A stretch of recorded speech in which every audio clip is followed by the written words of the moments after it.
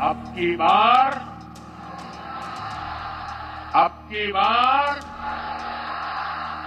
ये 2024 का शंखनाद है।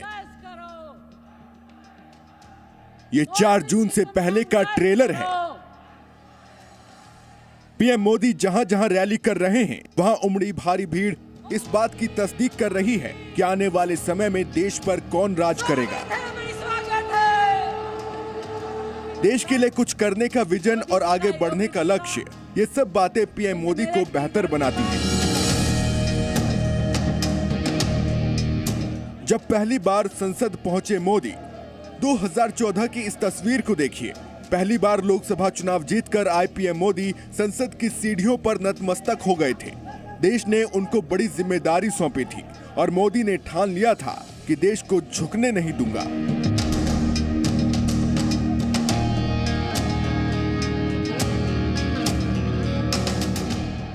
अब ये तस्वीर 2024 की है। पिछले 10 साल से बीजेपी अगर देश के कई हिस्सों में सरकार बना पाई है, तो मोदी मैजिक के सहारे ही करिश्मा बरकरार रह पाया है। 7 समंदर पार भी मोदी का डंका बज रहा है। दुनिया के देश मोदी की नीतियों की सराहना कर रहे हैं।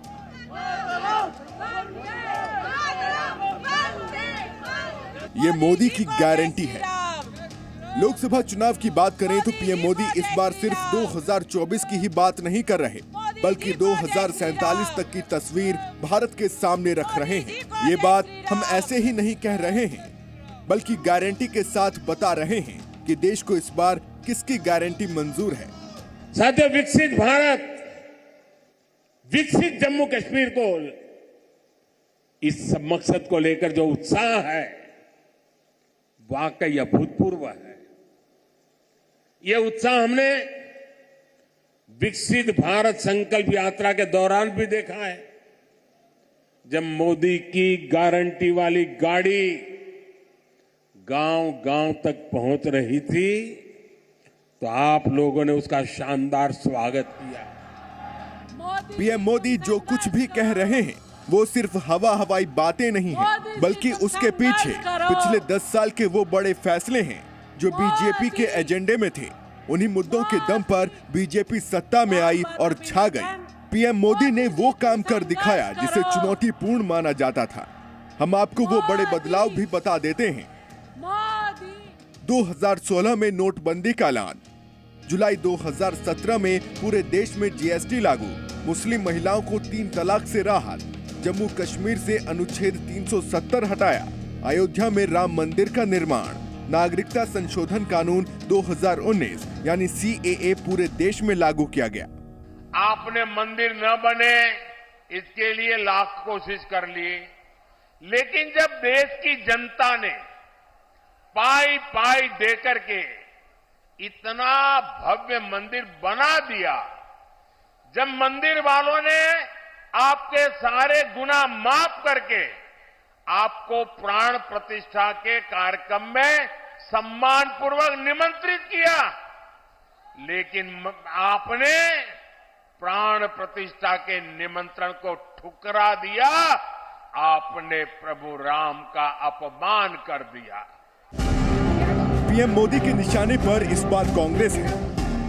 कांग्रेस ने जब घोषणा पत्र जारी किया, न्याय पत्र नाम दिया, लेकिन वही घोषणा पत्र अब गले की फांस बन गया है। पीएम मोदी इसे मुस्लिम लीग का घोषणा पत्र बताकर कांग्रेस पर हमला कर रहे हैं। साथियों, तुष्टीकरण के दलदल में कांग्रेस इतना डूब गई है कि उससे कभी बाहर नहीं निकल सकती। कांग्रेस ने जो घोषणा पत्र बनाया है, वो कांग्रेस का नहीं, ऐसा लगता है मुस्लिम लीग का घोषणा पत्र दिखता है। चुनावी रैलियों में पीएम मोदी जिस तरह देश को 2047 तक विकसित राष्ट्र बनाने की बात कह रहे हैं, उससे उनकी मंशा साफ है। यानी यही समय है, सही समय है। पीएम मोदी कह रहे हैं कि ये चुनाव देश को विकसित बनाने का है, भारत को तीसरी सबसे बड़ी आर्थिक महाशक्ति बनाने का है। आप लोगों ने अब मुझे भली भांति जाना भी है, पहचाना भी है, समझा भी है। आपने देखा होगा, न मैं छोटा सोच सकता हूं, न मैं मामूली सपने देखता हूं, न ही मैं मामूली संकल्प करता हूं। मुझे जो भी करना है विराट चाहिए, विशाल चाहिए, तेज गति से चाहिए।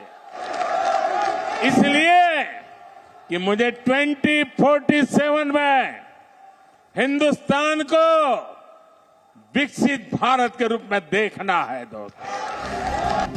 पीएम मोदी साफ साफ कह रहे हैं कि अगली सरकार में भ्रष्टाचारियों पर कार्रवाई और तेज होगी।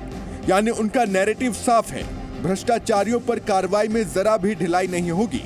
जिसने भी देश का धन लूटा है उसे देश को लौटाना होगा। गरीबों के लिए बनाई गई योजनाओं से उनका हक मिलेगा।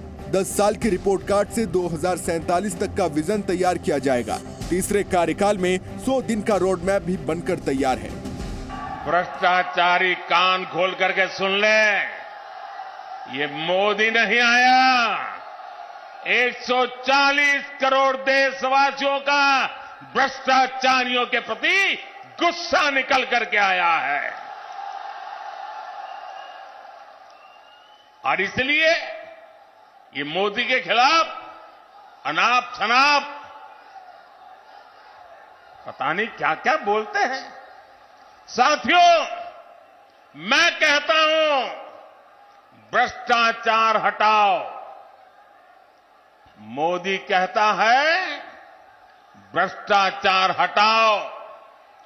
वो कहते हैं भ्रष्टाचारी बचाओ। यही नहीं, जब इंडिया गठबंधन एनडीए के खिलाफ एक हुआ तो बड़े बड़े दावे किए गए, लेकिन अलग अलग राज्यों में जिस तरह से सीटों को लेकर आपस में मारामारी मची है, उसको लेकर भी पीएम मोदी ने सवाल उठा दिए हैं। यानी देश को इस गठबंधन की सही तस्वीर भी अपने बयानों से दिखा रहे हैं। इंडी गठबंधन के पास न विजन है, न विश्वसनीयता है। दिल्ली में जो लोग एक साथ खड़े होते हैं, अलग अलग राज्यों में वही एक दूसरे को गाली देते हैं। यहां आपस में ही सिर फुटबॉल मची है। मोदी ने यह भी साफ कर दिया है कि वो रुकने वाले नहीं हैं। यानी 24 घंटे काम और 2047 का लक्ष्य मोदी आराम करने के लिए नहीं, बल्कि काम करने के लिए पैदा हुआ है। विकसित भारत के सपने को पूरा करने के लिए मेरा भी हर पल, हर क्षण देश के लिए है। और इसलिए 24/7 मैं 2047 के लिए काम कर रहा हूं। जाहिर है मोदी का एजेंडा साफ है। भारत अब झुकने वाला नहीं है, भारत आगे बढ़ चुका है। 4 जून को सभी चुनावी नतीजों का इंतजार कर रहे होंगे, लेकिन पीएम मोदी आने वाले भविष्य की तस्वीर के जरिए देश को विकास की राह पर ले जाने के लिए तैयारी में जुटे हुए हैं। ब्यूरो रिपोर्ट, जी मीडिया। जी न्यूज़।